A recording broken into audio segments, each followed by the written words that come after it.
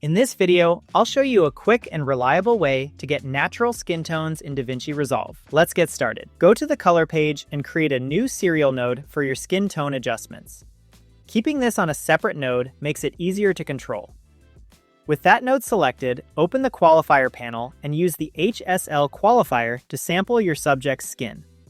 Turn on the highlight or mask view so you can see exactly what's being selected. Refine the hue, saturation, and luminance ranges until the selection mostly covers the skin without grabbing the background. Once the selection looks clean, disable the highlight view and open the scopes.